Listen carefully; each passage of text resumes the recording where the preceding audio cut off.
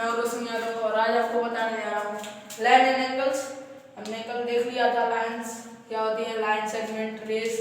आज हम लोग देखेंगे प्रॉपर्टीज ऑफ पैरेलल लाइन। देखिए इसका कहने का मतलब है दो पैरेलल लाइन है उनमें एक टेंजेंट मतलब एक लाइन जो उन दोनों को बाइसेक्ट करती हो बीच से, ठीक, इसको टेंजेंट बोलेंगे, एन को टेंजेंट बोलेंगे। और यहाँ पे एल और एम पैरेलल लाइंस हैं, L and M are parallels. तो फर्स्ट प्रॉपर्टी हम लोग को क्या देखनी है, यहाँ पे बहुत सारी प्रॉपर्टीज हैं। तो देखिए आज हम लोग कोशिश करेंगे कि सारी कवर हो जाए। देखिए first property 1 is equal to 5, 4 is equal to, रुके लिख देता हूँ, angle 1 is equal to angle 5, angle 2 is equal to angle 6, angle 2 is equal to angle 6। अभी हम लोग एक्सरसाइज करेंगे आगे ट्रायंगल का, लाइन एंड एंगल का। तो अभी हम लोग को इसका वैल्यू आएगा कि कैसे इसको हम लोग करेंगे। देखिए angle 3 is equal to angle 7 और angle 4 is equal to angle 8।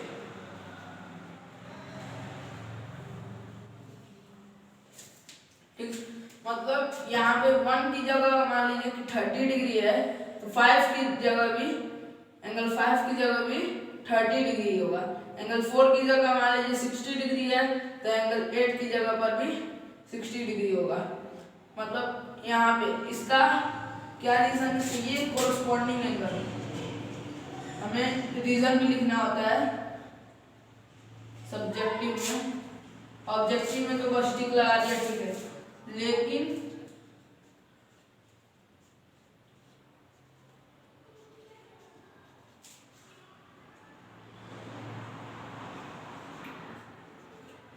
लेकिन सब्जेक्टिव में हमें लिखना पड़ता है, इसका रीजन भी लिखना पड़ेगा।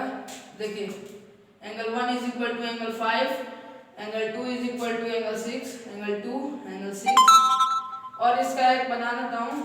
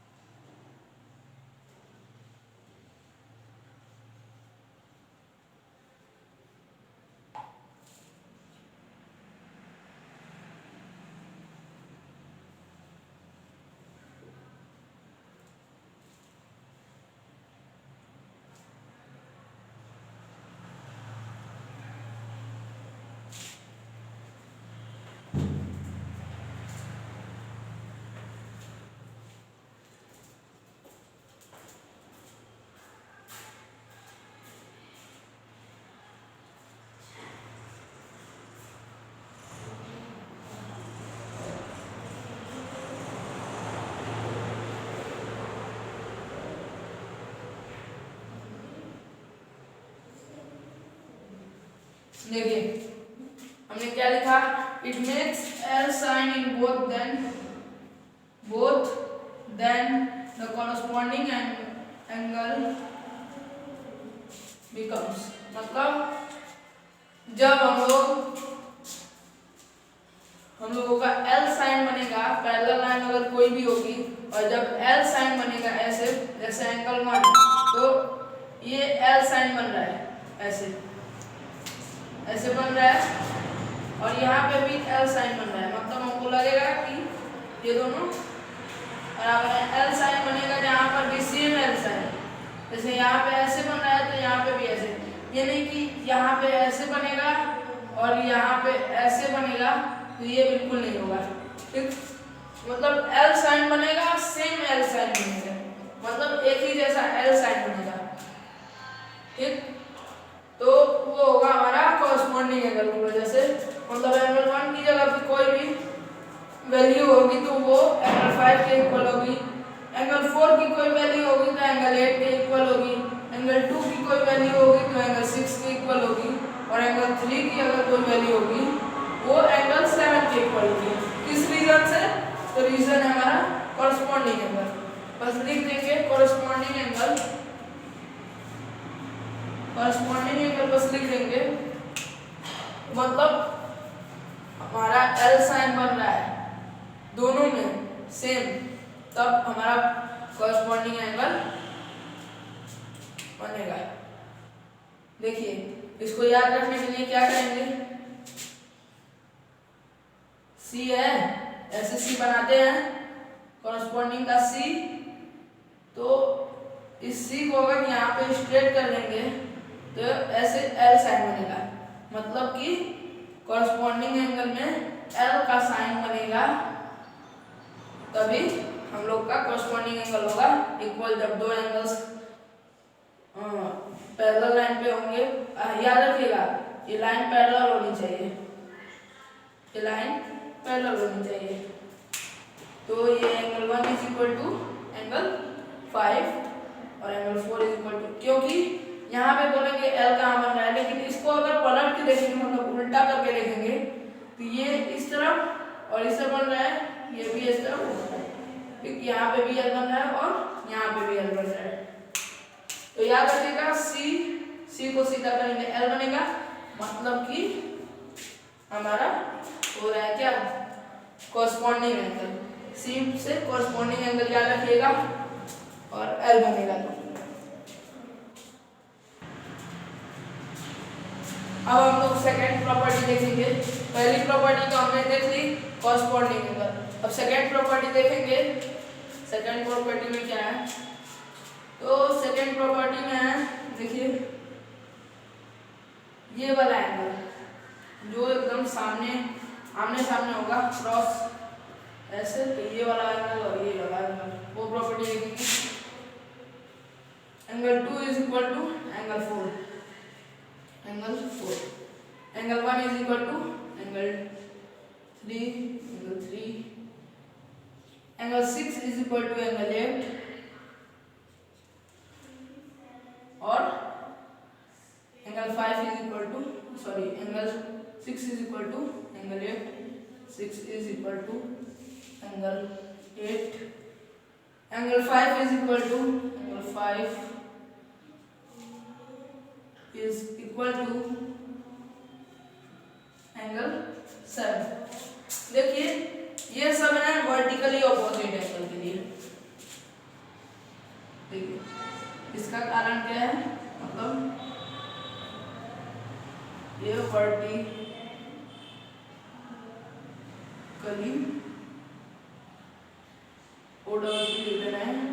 Opposite angle, vertically opposite angle. इसके लिए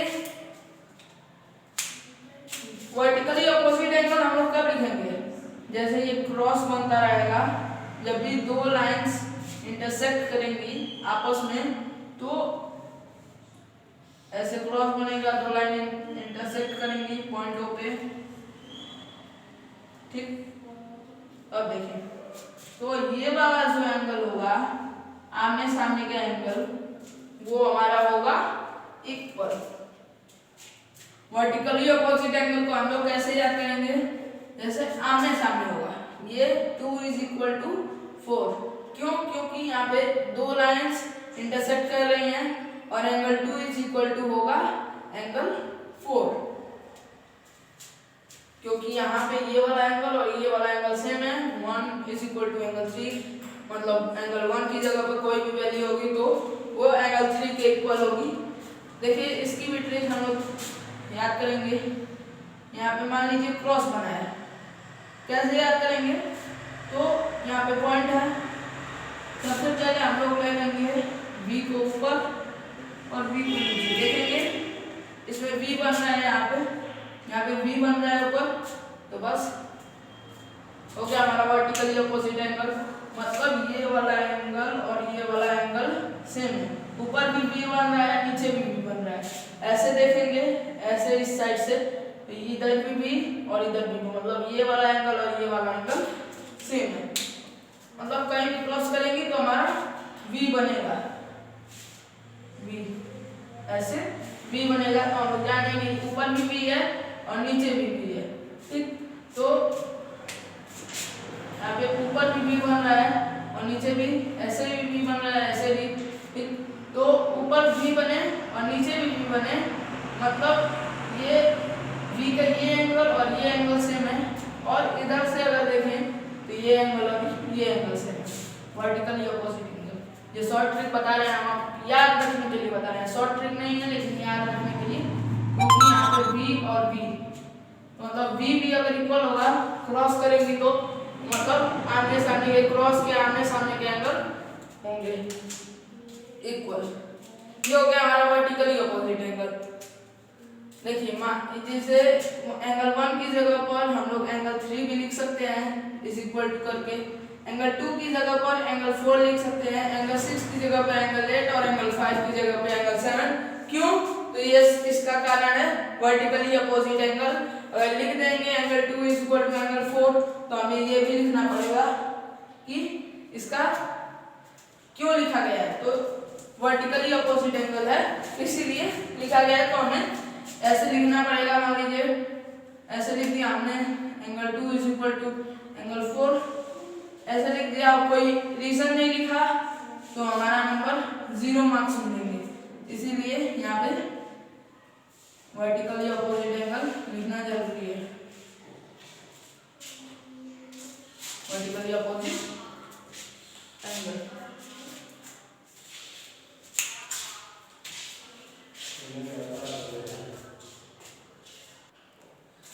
चलिए अब हम लोग देखेंगे क्या, अब देखेंगे थर्ड प्रॉपर्टी।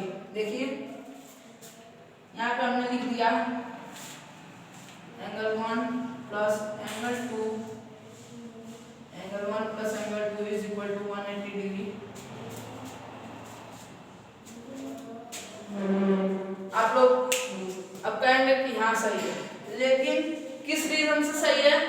क्योंकि यहाँ पे एंगल 1 और एंगल 2 जोड़ने से क्या बनेगा 180, हाँ जानते हैं क्योंकि स्ट्रेट लाइन का है, ये जो स्ट्रेट लाइन का वैल्यू होता है हमारा 180, स्ट्रेट लाइन पे 180 डिग्री का एंगल बनता है। तो हमने तो ये सही लिखा angle 1 plus angle 2 is equal to 180। क्यों? तो इसका रीजन होगा लीनियर, अभी लिख देते हैं, अभी देख लीजिए, चारों ओर से देखना है हमें, एक ही नहीं देखना।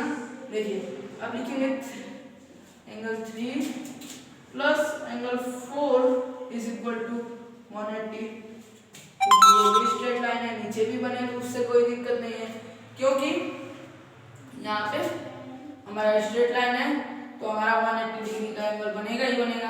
अब देखिए यहाँ पे देखेंगे angle 6 plus angle 5 is equal to कितना 180, क्योंकि यहाँ पे भी स्ट्रेट लाइन है। अब लिखेंगे angle 7 plus angle 8 is equal to 180 degree.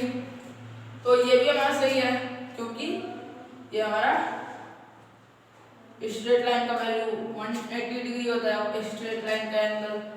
अब देखिए ऐसे भी देखना है हमें, क्योंकि ये भी एक स्ट्रेट लाइन है, तो ऐसे देखेंगे तो शुरू से देख लेते हैं angle 2 plus angle 3 is equal to 180 degree. ये बना लीजिएगा, और ये सब जो मैं लिखवा रहा हूँ ये लिख के एक बार अपने से रिपीट करिएगा, सिर्फ पढ़ाने से ही नहीं होता है, खुद से भी पढ़ना चाहिए। देखिए angle 1 plus angle 4 is equal to 180। अब इधर से देखेंगे, क्योंकि ये भी स्ट्रेट लाइन है, इधर से भी इसको पलटते हैं ऐसे, तो ये भी स्ट्रेट लाइन है, ये भी स्ट्रेट लाइन है, ये पूरी स्ट्रेट लाइन है, तो इसमें जितने भी एंगल्स हैं स्ट्रेट लाइन पे वो सभी 180 डिग्री के सम करने पर 180 डिग्री आएगा एक जगह पे। तो यहाँ पे angle 6 plus angle 7 is equal to 180। सही है कि नहीं है? सही है। तो यहाँ पे देखिए angle 5 is equal to angle 5 plus angle 8 is equal to 180। ये भी सही है। अब कोई बताएगा मुझे रीजन? अगर आता हो तो कमेंट में जरूर लिखिएगा। देखिए इन सबका एक ही रीजन है और वो रीजन है लीनियर पेयर। वो रीजन क्या है? लीनियर पेयर है।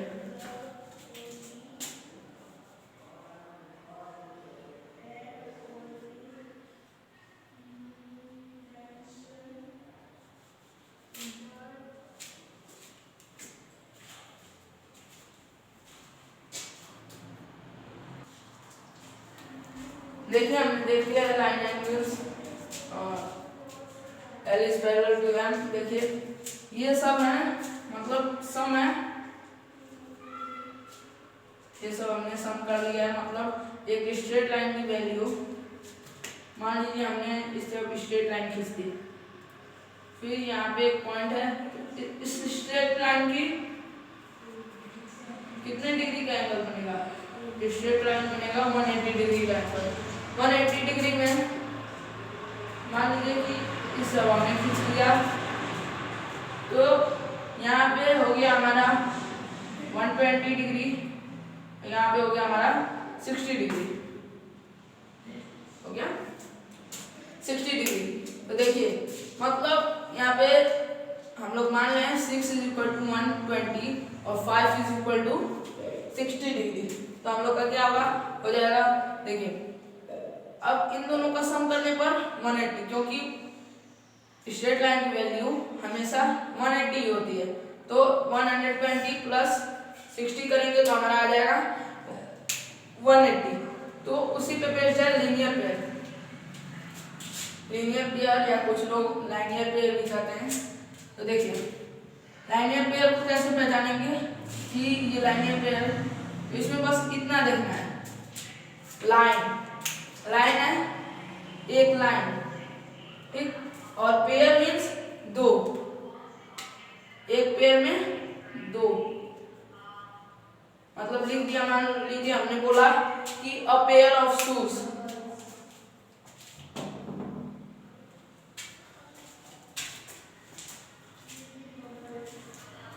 बोल दिया हमने, मान लीजिए अ पेयर ऑफ शूज, तो एक पेयर में 2 शूज, मान हमने बोल दिया कि पेयर ऑफ शूज मतलब एक पेयर में एक शू, पेयर में क्या किया, देखिए एक शू पेयर में 2 शूज होते हैं, एक राइट लेग के लिए और एक लेफ्ट लेग के लिए। तो वैसे ही है, लाइन है, लाइन हमें ध्यान रखना है, और पेयर मतलब एक लाइन पे 2 एंगल्स, एक लाइन पे 2 एंगल्स, पेयर मीन्स 2, ठीक। लीनियर पेयर हमारा हो गया। अब देखेंगे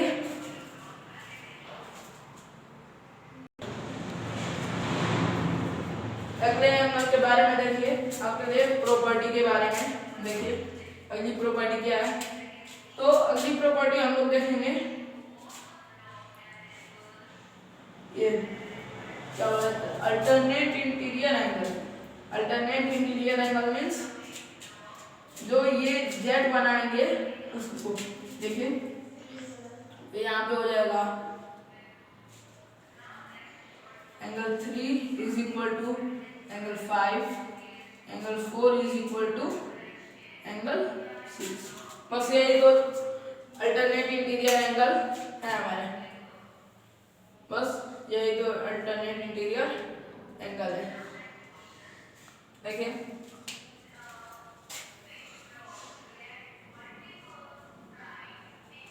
अल्टरनेट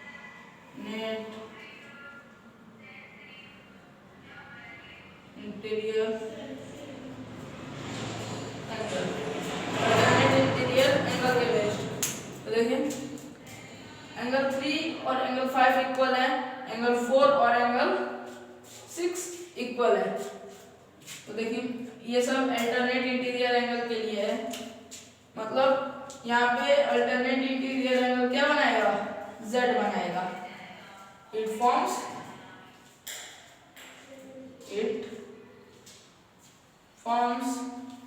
Z, ऐसे नहीं एकदम सीधा Z बनाएगा, या तो ऐसे कर सकता है ये बनाएगा तो ऐसे बनाएगा या तो कैसे भी बनाएगा, लेकिन ये लाइन दोनों आपस में पैरेलल होंगे, इट फॉर्म्स जेड बनाएगा। देखिए यहाँ पे भी जेड बना रहा है। ये है हमारा अल्टरनेट इंटीरियर एंगल, ये हमारा बना रहा है जेड, ऐसे हो रहा है।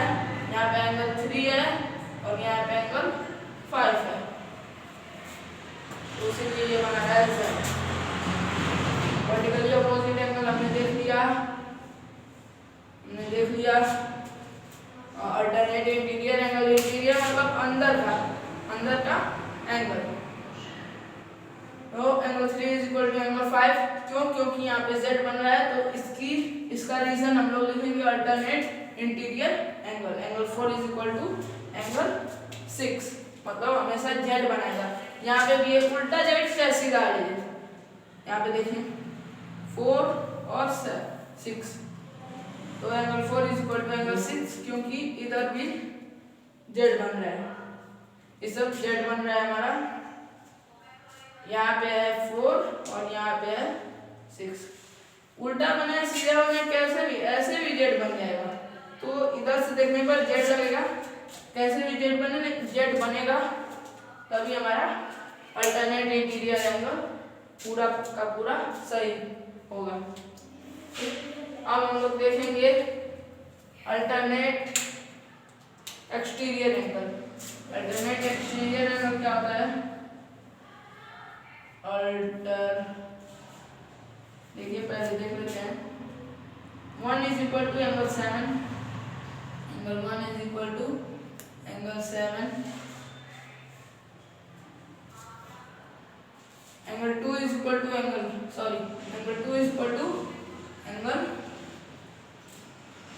8। यहाँ पे होगा अल्टरनेट एक्सटीरियर एंगल, ठीक।